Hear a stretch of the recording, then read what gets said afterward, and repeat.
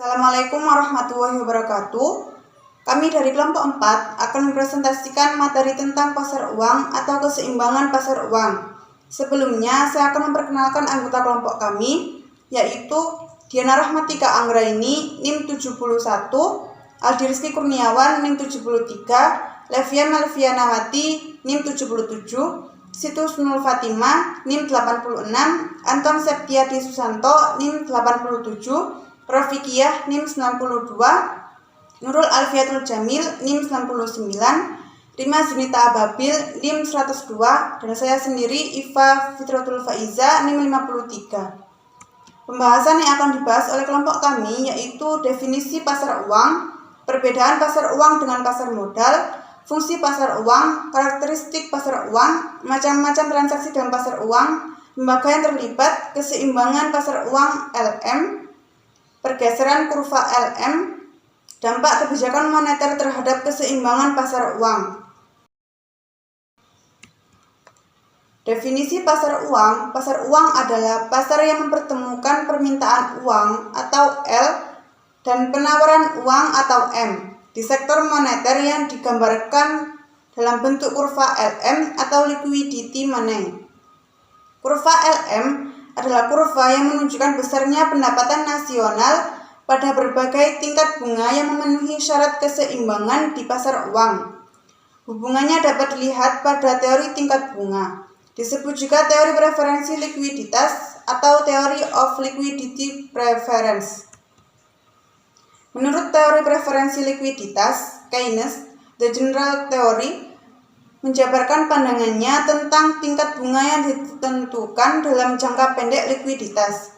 Teori ini menyatakan tingkat bunga disesuaikan untuk menyeimbangkan penawaran dan permintaan untuk aset perekonomian yang paling liquid yaitu uang. Teori preferensi likuiditas adalah kerangka untuk kurva LM. Selanjutnya akan dilanjutkan oleh teman saya. Nah, di sini saya akan menjelaskan tentang perbedaan pasar uang dan pasar modal itu sendiri.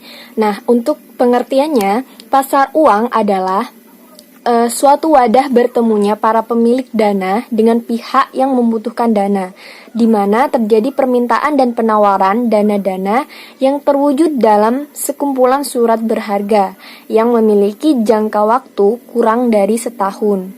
Sedangkan untuk pasar modal sendiri atau yang biasa kita kenal dengan bursa efek merupakan tempat bertemunya antara pihak yang menawarkan dana dan pihak yang memerlukan dana jangka panjang. Dana jangka panjang tersebut biasanya berupa obligasi, saham, dan surat berharga lainnya. Nah, di sini kita bisa lihat ya, perbedaan yang pertama bahwa instrumen pasar uang periode waktunya ialah jangka pendek atau lebih kecil dari 270 hari. Sedangkan untuk pasar modal sendiri periode waktunya jangka panjang. Nah, perbedaan yang kedua, produk pasar uang yang utama yaitu SBI. Yang kedua SBPU dan yang terakhir deposito. Sedangkan produk pasar modal berupa saham, obligasi, dan reksadana. Dan untuk yang ketiga, pasar uang diotorisasi oleh Bank Indonesia, sedangkan pasar modal oleh Departemen Keuangan melalui Badan Pengawas Pasar Modal atau disingkat BAPEPAM. Dan yang keempat, proses seluruh transaksi pasar uang ada di bank, sedangkan untuk pasar modal ada di bursa efek, seperti pada penjelasan di awal tadi ya. Dan yang terakhir, resiko dan earning pasar uang lebih kecil karena lebih stabil, sementara pasar modal resikonya lebih tinggi daripada pasar uang itu sendiri. Slide selanjutnya yaitu fungsi pasar uang. Nah, fungsi pasar uang ini didasarkan atas pihak-pihak yang terlibat di dalam pasar uang. Ada dua pihak yang terlibat di dalam pasar uang, yaitu pihak yang membutuhkan dana dan pihak yang menanamkan dana. Bagi pihak yang membutuhkan dana, fungsi pasar uang yang pertama yaitu pasar uang berfungsi untuk memenuhi kebutuhan dalam jangka pendek, seperti membayar hutang yang akan segera jatuh tempo. Kemudian yang kedua yaitu pasar uang berfungsi untuk memenuhi kebutuhan likuiditas. Artinya, kemampuan perusahaan harus memenuhi kewajibannya seperti membayar hutang, terutama yang sudah jatuh tempo. sehingga perusahaan bisa dengan mudah mendapatkan dana baik dari penjualan surat berharga maupun kredit jangka pendek di dalam pasar uang itu sendiri. Kemudian yang ketiga yaitu pasar uang berfungsi untuk memenuhi kebutuhan modal kerja seperti biaya upah karyawan, biaya pembelian bahan baku, dan lain sebagainya. Kemudian fungsi pasar uang bagi pihak yang menanamkan dana. Yang pertama adalah pasar uang berfungsi untuk memperoleh penghasilan dengan tingkat suku bunga tertentu. Yang kedua, pasar uang berfungsi untuk membantu pihak-pihak yang benar-benar mengalami kesulitan keuangan, terutama bagi lembaga keuangan, perusahaan non-keuangan, dan lainnya, baik dalam memenuhi kebutuhan dana jangka pendek maupun dalam rangka melakukan penempatan dana atas kelebihan likuiditasnya. Yang terakhir adalah pasar uang berfungsi untuk spekulasi dengan harapan akan memperoleh keuntungan besar dalam waktu yang relatif singkat dan dalam kondisi ekonomi tertentu. Terima kasih. Karakteristik pasar uang. Karakteristik pasar uang ada 5, yaitu yang pertama, menyediakan fasilitas atau jaringan untuk transaksi jual beli aset finansial. Yang kedua, mempertemukan pihak yang memiliki surplus dana dengan pihak yang mengalami defisit. Yang ketiga yaitu transaksi pasar uang sebagian bersifat jangka pendek. Yang keempat yaitu pasar uang juga berfungsi untuk memenuhi kebutuhan jangka pendek lembaga keuangan, perusahaan, dan pemerintahan, mulai dari overnight sampai dengan jangka waktu jatuh tempo 1 tahun. Dan yang terakhir atau yang kelima yaitu dalam waktu yang sama, pasar uang juga menyediakan outlet investasi bagi pihak yang memiliki surplus dana jangka pendek yang ingin memiliki pendapatan atas dana yang belum terpakai. Untuk selanjutnya akan dipaparkan oleh teman saya. Selanjutnya adalah jenis-jenis transaksi dalam pasar uang. Yang pertama yaitu pasar uang antar bank. Pasar uang antar bank adalah transaksi penyerahan sejumlah kelebihan dari suatu bank kepada bank yang lain. Bank yang memiliki kelebihan dana disebut kelebihan likuiditas, sedangkan bank yang kekurangan dana disebut dengan kekurangan likuiditas atau kalah clearing. Yang kedua yaitu sertifikat Bank Indonesia atau SBI. Sertifikat Bank Indonesia adalah jenis surat berharga yang dikeluarkan oleh Bank Indonesia selaku bank sentral yang dimaksudkan untuk dibeli oleh bank umum dengan nilai nominal yang sangat besar. Tujuan Bank Indonesia mengeluarkan sertifikat tersebut adalah mengurangi peredaran uang di dalam masyarakat. Yang ketiga yaitu surat berharga pasar uang. Surat berharga pasar uang atau SBPU yaitu surat berharga yang dikeluarkan oleh bank umum dan hanya dibeli oleh Bank Indonesia dengan nilai nominal yang cukup besar. Tujuannya adanya SBPU ini ialah meningkatkan likuiditas bank umum dan untuk menekan laju inflasi. Yang keempat yaitu sertifikat deposito. Sertifikat deposito adalah semacam surat berharga yang dikeluarkan oleh bank dalam nilai nominal tertentu sebagai surat atas unjuk. Dan yang terakhir atau yang kelima yaitu pasar valuta asing atau bursa valuta asing. Pasar valuta asing ialah tempat seseorang dapat membeli atau menjual sejenis mata uang asing atau menukar dengan mata uang rupiah. Adapun nilai tukar uang yang ditukarkan disebut kurs valuta asing. Lembaga yang terkait. Yang pertama ada bank. Lembaga keuangan bank merupakan suatu lembaga keuangan yang memberikan jasa-jasa keuangan dan menarik dana dari masyarakat secara langsung. Yang kedua yaitu perusahaan-perusahaan umum. Perusahaan umum merupakan salah satu jenis badan usaha milik negara yang modalnya masih dimiliki oleh pemerintah, tapi memiliki sifat mirip perusahaan jawatan dan sisanya perusahaan perseroan. Yang ketiga yaitu perusahaan asuransi. Perusahaan asuransi akan menghimpun dana melalui penarikan premi atau sejumlah dana setiap bulannya selama jangka waktu tertentu sesuai dengan perjanjian kedua belah pihak yang tercantum dalam polis asuransi.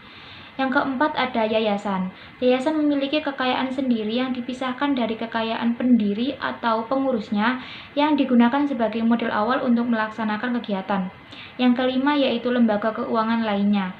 Yang pertama ada koperasi simpan pinjam dan pegadaian. Koperasi simpan pinjam merupakan lembaga keuangan bank berbentuk koperasi yang menghimpun dana dari para anggotanya kemudian menyalurkan kembali kepada anggota dan non-anggota. Kemudian pegadaian merupakan perusahaan umum milik pemerintah yang memberikan pinjaman dengan jaminan dan tanpa jaminan non-bank yang diakui oleh negara melalui OJK atau Otoritas Jasa Keuangan. Biasanya pegadaian banyak digunakan oleh orang yang ingin mengajukan pinjaman dengan cara menjaminkan barang berharga seperti emas, perhiasan, hingga sertifikat kepemilikan sepeda motor atau mobil. Oke, saya akan menjelaskan bagaimana keseimbangan pasar uang atau LM itu sendiri. Keseimbangan pasar uang terjadi ketika kondisi di mana permintaan uang sama dengan penawaran uang dan dinyatakan dengan persamaan sebagai berikut. L sama dengan M, sehingga K kali Y plus M0 plus M kali R sama dengan MS. Maka K kali Y sama dengan MS min M0 min M kali R, atau diperoleh Y sama dengan 1 per K dikali MS min M0 min MR. Dengan demikian fungsi pasar uangnya yaitu Y sama dengan 1 per K dikali MS min M0 min M kali R. Nilai M lebih kecil dari 0, sehingga fungsi keseimbangan pasar uangnya yaitu Y sama dengan 1 per K dikali MS min M0 min M dikali R. Nah, berikut contoh soal perhitungan persamaan fungsi keseimbangan pasar uang. Permintaan uang untuk transaksi dan jaga-jaga dalam perekonomian masyarakat memenuhi fungsi L1 sama dengan 0,25Y, dan permintaan uang untuk berspekulatif adalah L2 sama dengan 400 min 500R. Sedangkan jumlah uang yang beredar atau MS tetap yaitu 600. Tentukanlah keseimbangan di pasar uang. Maka jawabannya L sama dengan L1 ditambah L2. Maka L sama dengan 0,25Y plus 400 min 500R. Maka diperoleh L sama dengan MS. Sehingga 0,25Y plus 400 min 500R plus 600. 0,25Y sama dengan 600 min 400 plus 500R. 0,25Y sama dengan 200 plus 500R. Maka diperoleh Y sama dengan 800 plus 2000R. Saya akan menjelaskan sedikit tentang pergeseran kurva LM. Kurva LM akan bergeser bila permintaan dan penawaran uang berubah. Dapat dilihat dari kurva di samping. Jika ada penambahan jumlah uang beredar dan permintaan uang bertambah, maka kurva LM akan bergeser ke kanan, dari LM0 ke LM1. Begitu pula sebaliknya, jika jumlah uang beredar dan permintaan uang berkurang, maka kurva LM akan bergeser ke kiri. Yang selanjutnya adalah dampak kebijakan moneter terhadap keseimbangan pasar uang. Kontraksi moneter atau pengetatan moneter berhubungan dengan penurunan penawaran uang. Ketika terjadi peningkatan penawaran tersebut, disebut juga sebagai ekspansi moneter. Kebijakan moneter tidak dapat mempengaruhi kurva IS, melainkan hanya mempengaruhi kurva LM. Misalnya, ketika terjadi peningkatan penawaran, kurva LM akan bergeser ke bawah. Untuk lebih jelasnya bisa kita lihat pada gambar kurva di samping, di mana ketika Y mengalami peningkatan dan tingkat bunga mengalami penurunan, maka garis kurva LM akan mengalami perubahan yaitu bergeser ke bawah.